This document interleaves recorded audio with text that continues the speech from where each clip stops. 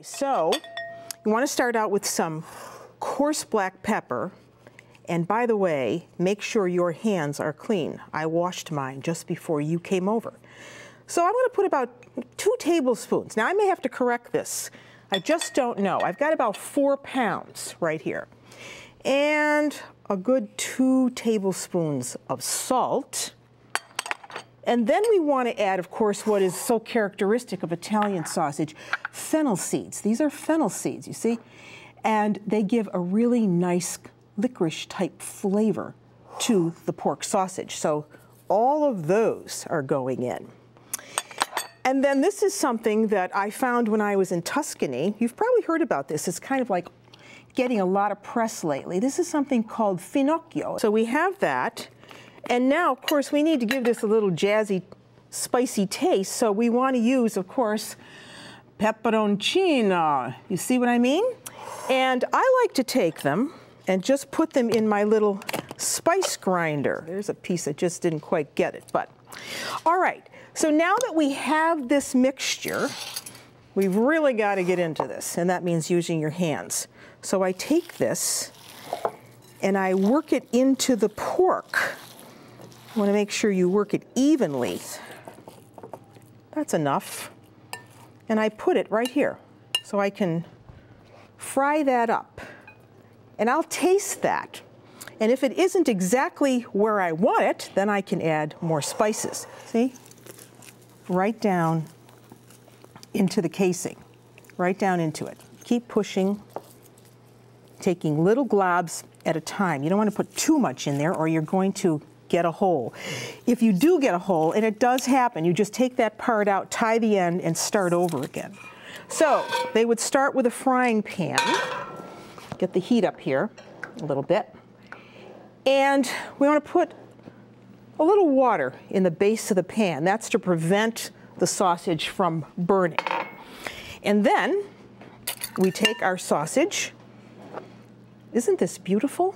And we put it right in there. Let me get rid of this now because we don't need this anymore.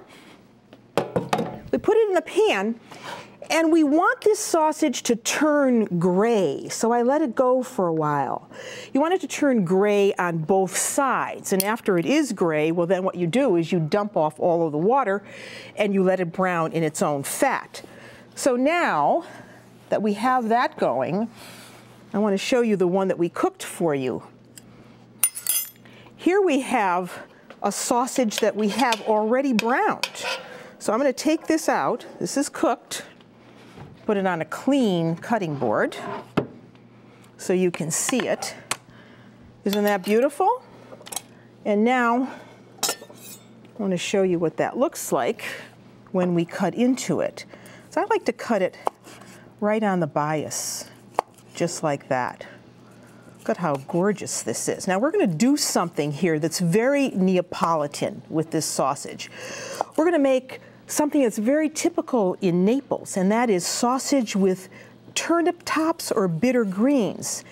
And today we're going to be using broccoli rape, rapini, or rabi, as it is sometimes called. So the sausage is all ready. We're going to set that aside.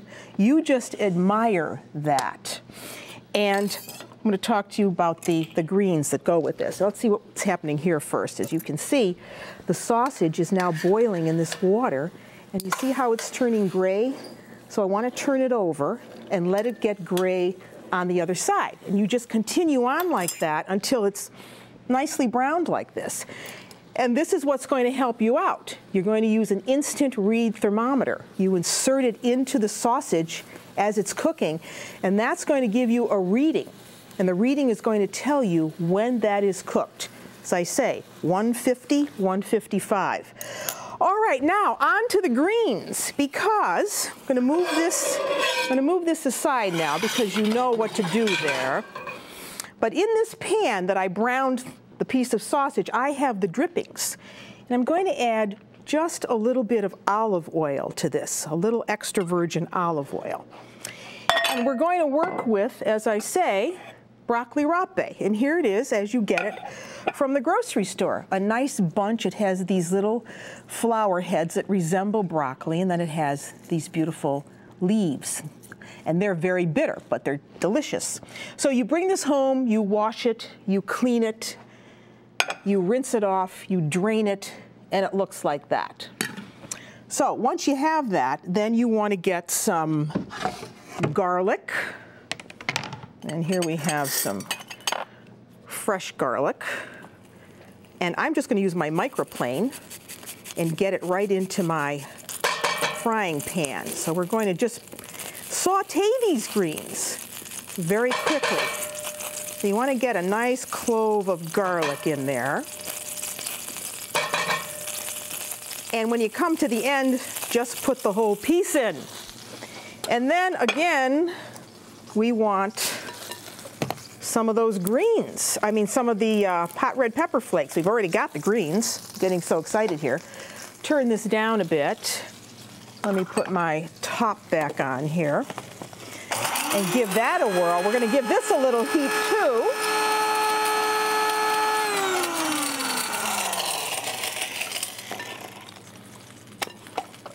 And we're going to put that in. So the hot red pepper flakes go in.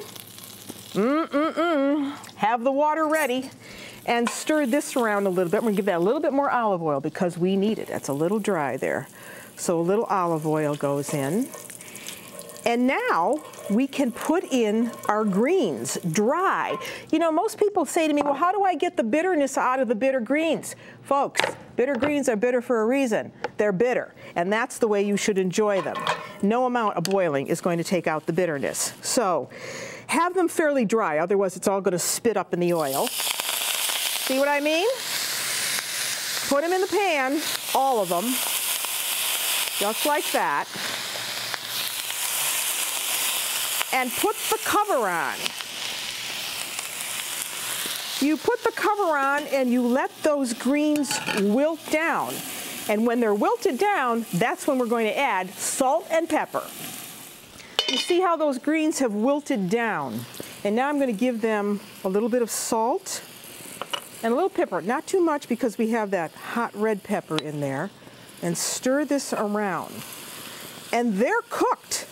Now in Naples, it's typical to serve turnip tops, bitter greens with sausage. In fact, they make a wonderful sandwich called panino e salsicce, which is a sausage sandwich with bitter greens. So now that we have these, we can serve this up, and this is how I like to do it.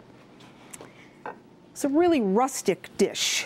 So you get out a really nice platter, and you take your bitter greens. I can turn this off now. We're going to put them right there in the center.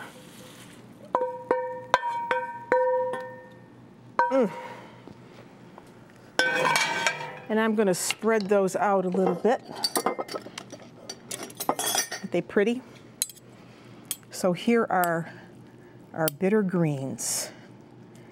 And then, and of course I never ate this as a kid. You know how it is. When you're a kid, you poo-poo all of these things. And then we take this beautiful sausage and we just do a rustic look over the top. It's like that. You serve this with a little extra virgin olive oil, some good crusty bread, and you have a really beautiful country dish, homemade sausage that you made yourself. And you can make 5, 10 pounds at a time, and you can put it in the freezer. So whatever you want to do, whatever you want to, the amount you want to make, you can always save some. And then I give this just a little dressing of extra virgin olive oil over the top, and you have a typical Neapolitan dish made with homemade sausage.